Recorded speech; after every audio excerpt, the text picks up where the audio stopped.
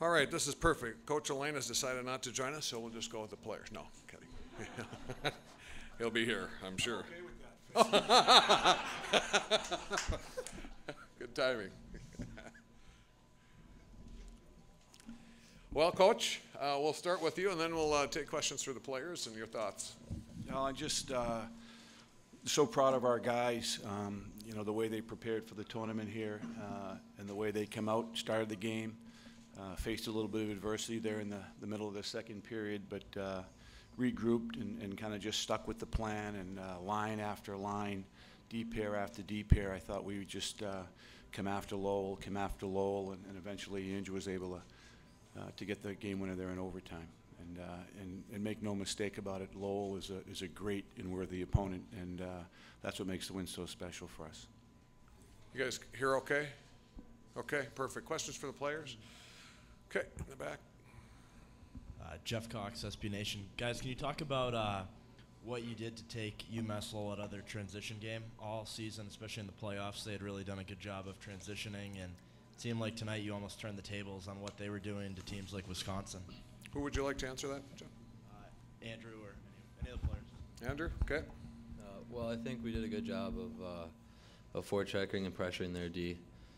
We want to get it in their zone and make sure we're applying good back pressure. And they're a really good offensive team. And you're going to face a really good offensive team in the Frozen Four. And I think we did an okay job of neutralizing them. They scored one transition goal, so we definitely didn't totally lock up their transition game. Gus, anything to add there? Yeah, one thing we did really well was we were very disciplined in our shapes. We always had a third guy high. Our D were back. One of our D was always pinching. One of our D was backing them up. So we were really good discipline, kept our shapes really well, and sort of slowed them down on their own end. Antoine. I would just add, I think we did a great job of staying on the defensive side. You know, when you do that, it's hard to capitalize on the opportunities they got. So, Bob. Yeah, Andrew, Bob Snow, NHL.com. Can you comment on scoring the winning goal and the satisfaction that comes with that to send an ECAC team to the championship game? I think it's just an honor to send Yale University to the championship game. We've worked hard to be here, and we got a good bounce, and I think it was just a matter of time before we popped one. Okay, in the back.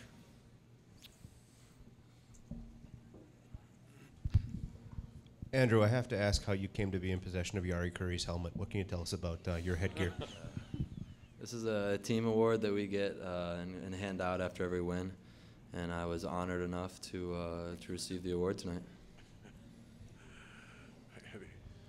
Andy Merritt from the New England Hockey Journal. Guys, you had to put a lot of effort in to just take as many shots as you did.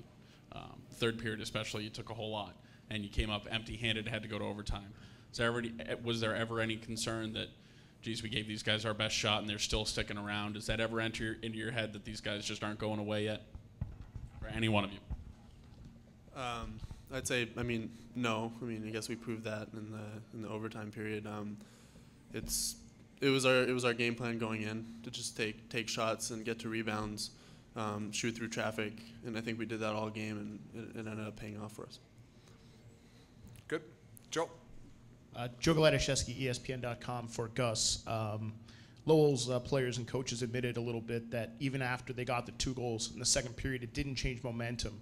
Can you talk about your team's bench and reaction and how you guys stuck to what you were doing and persevered through that, which could have been a big turning point? Yeah, one thing we've preached all year, and especially these playoffs, there's going to be ups and downs. We're going to score some goals. They're going to score some goals. We're going to give up chances. We're going to get chances.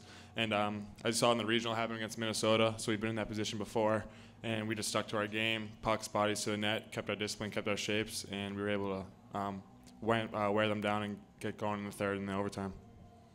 Okay. Two-parter for Coach. Matt Popchuk. We're just sticking with the players until. Oh, you got anything for the players? Let's go up here with Jim. We'll finish with Coach here. No worries.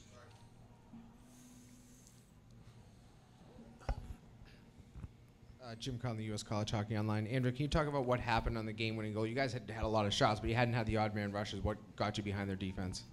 I think it was a good bouncing puck. I think we stopped them in transition a bit. Came across, and I think I caught a defenseman flat-footed, and They have a really good goaltender, and he played a really good game. But it was a great team goal. I think we were able to put one past him, and it's an honor to move on. Okay, go ahead. Evan Frondorf from WIBC. And Antoine, you had a little bit of a scoring drought lately, and to be able to break that in such a big moment, what was that like? Yeah, it's always tough, and I think every player kind of goes through that in his career.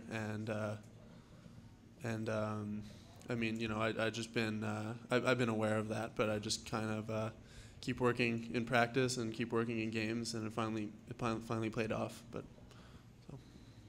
Okay, go ahead. Alex Faust, SB Nation, Boston. For any of the players, have you guys been playing up the underdog disrespect angle, especially having run through the West Regional kind of unheralded before the tournament? Gus? Not really. We kind of just focus on ourselves. We let the media and the other teams sort of have their own opinions of us. We just get to work every day in practice. Then come game time, we just stick to our plan and do what we got to do and don't really worry about anyone else. So we're very focused on that. Anybody else want to chime in on that, boys? Players, guys? I think we do a good job, as Gus said, focusing on ourselves. But if we worry too much about everything else, then you're not worrying about the game and what you have to do. So people can say what they say, but we've beaten some really good hockey teams. We've also lost to some not so great hockey teams, but that's the way our season goes, and we've been able to bounce back, and it's kind of a good characteristic of our team. That was Andrew Miller, by the way, for those of you listening and not seeing. Anything else for the players? Okay, Nancy? Nancy Marape's Boston Globe. For Gus, I was just wondering what it was like to see Mitch score his first collegiate goal on such a big stage. I mean, obviously it's awesome for anyone else to score, but to see him get his first goal is pretty surreal. It's also obviously a great time for him to score, and he's been really working hard in practice every day, being able to get a shot through traffic, get the shot off, not get it blocked by the first and second layers. And obviously it paid off for him, and it was a great thing to see for the team. I really think it got the team going, too, to be able for him to get in, get a new guy, get good goal-scoring opportunities. Sam. Sam Werner, Pittsburgh Post-Gazette. Andrew, we talked yesterday about handling the wow factor, all that stuff. I mean, what's the mindset now as you guys have a day off and then prepare to play in the championship game on Saturday? Well, we're going to take a look at ourselves and see what we did right and see what we did wrong. We'll spend some time getting ready, relaxing, getting our legs back under us, and I don't think you need any motivation to play in a national championship game. So we'll take the time, maybe watch the Masters a bit, and get ready to play. Take a couple more here in the back. Will Graves, Associated Press. Andrew, I'm just curious. I'm entranced by this helmet. I'm curious if you could tell me, if you could share with us what some of the stuff on it is and what it means. Well, the 1701 is when Yale University was founded. Sorry, that way. Got a Yale sticker, which is our school. Another Yale sticker, and Jofa, there really wasn't around when I was born, but they look like a phenomenal helmet. What about the VM on the front? I think that's coaches. Yeah, the VM is actually, that was the Jofa brand helmet, and it stands for World Championship in Swedish, World's Mästerskap. So stands for World Championship in Swedish. Did you guys hear that? Very solid description, actually, especially about what the school is. All right. I know, I like it. Okay, we'll finish with the players in the back there. Guys to your right, Rich Coppola with Fox Connecticut. Obviously, there's ebbs and flows to a season, but you struggled in the semifinals of the ECAC tournament. Something happened after that. What was that something? And also the fact that the ECAC doesn't get probably the press it should. But do you feel with you and Quinnipiac being here, it says a lot for the conference? Antoine. Yeah, obviously it says a lot for the conference. As per your earlier question, I don't think we did anything different. I think, I guess we kind of had a bad game, but it happens. Like you said, there's a lot of ebbs and flows in a season that was just a low, and we've bounced back earlier in the season, and we did it again. Gus, anything to add on that to close us out? I mean, yeah, obviously it's pretty obvious that we didn't have the best 2 games in Atlantic City, but we knew once we found out we were in the tournament, we knew if we just returned to Yale hockey that we would be able to beat anyone in the country. And we were fortunate enough to get back to what we do best, and we were able to do it in the regional, and hopefully carried it on today, and hopefully we keep carrying it on tomorrow, Saturday. Yale will play for the national championship. Sounds pretty good, doesn't it, guys? Thanks for being here. Best of luck. We'll see you tomorrow, and we'll let you guys go now. And we'll finish with your questions for Coach Elaine. You guys can stay if you want, but, I mean, I don't mean to rush you out of here. Jim, right here. Jim Conley, U.S. College Hockey Online. Keith, could you talk about your neutral zone defense tonight and what you were able to do to keep them from getting into any transition? Yeah, well, I mean, we didn't change our system. You know, I think one of the things that we did best to keep them from getting into transition is that we were very patient and disciplined offensively with the puck. I think where they get teams into trouble is they get them to try to do something they shouldn't do, and then they pick it off, and they're off to the races because they've got such great quickness. So we were disciplined offensively, and that's what really made it difficult for them to transition against us. Bob and then Andy. Bob? Yeah, Keith, Bob Snow, NHL.com. Maybe can you pick up on Andrew's comments about it's been a long time since the ECAC team has gone to the final, and a very, very, very long time since 2 teams have gone. Can you talk about this as a defining moment to this point in Yale and the ECAC? Well, I mean, I think we have a terrific league. You know, maybe we don't get the publicity that we deserve, but we've got great players in our league. We've got great universities in our league, and we have darn good coaches. And I think that, you know, I also understand that our league hasn't had much success in this tournament, and until you earn it, you don't deserve it. And so maybe things will change after this weekend. Go ahead, Andy. Keith, Andy Merritt from the New England Hockey Journal. You took a timeout with about 3 minutes to go. It was an icing call. You were looking at a face-off with some tired legs out there, and it kind of felt like that was a moment when Lowell might have had a chance. And that timeout, you guys come out of it and looked a lot better. Can you just talk about the decision and a little bit of what you talked about on the bench when you guys were trying to regroup there? No, that's exactly what it was. You know, with that new change in the icing rule, if you ice the puck, you can't get your guys off. And our guys had an extended shift. It was late in the game. There was only 2-something left. I didn't think we'd need the timeout for anything else, and so we just took it. We rested our guys, and we actually were able to make a line change because of it. They did the same thing early in the period. Further questions for Coach Elaine? Okay, over here, Sam. Sam Werner, Pittsburgh Post-Gazette. Coach, the players sort of touched on it, but you know, you're getting so many shots on them, but you're still tied 2-2. Did you ever, you know, get frustrated, worry that, you know, maybe it just wasn't the night?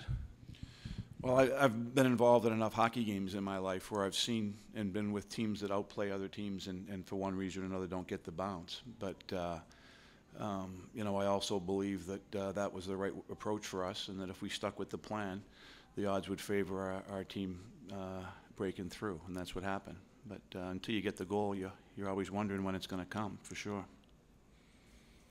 Okay. Firstly, aside from the fact that you did need overtime, was this as complete an effort as you could have asked for from your team on this stage? And secondly, I realize Jesse isn't here to answer this question himself, but what does it mean for you to see a guy with strong Pittsburgh ties get to celebrate a big win in his hometown? The first part of the question, yeah, it was as good an effort as we've had, and you know, our last 3 games have been all great efforts. I thought that we were, you know, as much as we created offensively, I thought we were rock solid defensively, and a lot of our offense was because of the fact that we defended so well that we had the puck and they didn't. And you know, I think if we can continue to play this way, we'll be a tough opponent on Saturday night. Regarding Jesse, I mean, it's been, you know, I knew he was from Pittsburgh, and you know, his mom talked all year long about us getting here, and but to see the way that the city's embraced Jesse and he's enjoyed being back here, it really is heartwarming. Did you start him on purpose? Just to get the crowd going? We started him on purpose because he centers our top line. Thanks, Coach. In the back.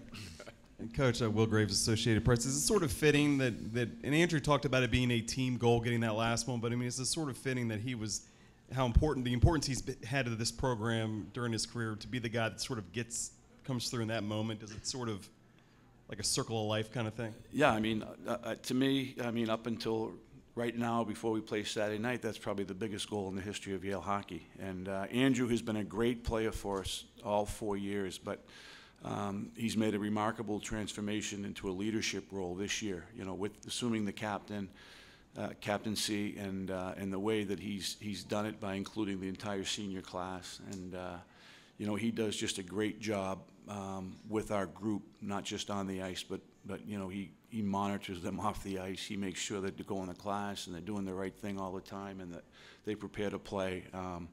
I can tell you I couldn't ask for a better captain. Anything further for Coach Elaine? Okay.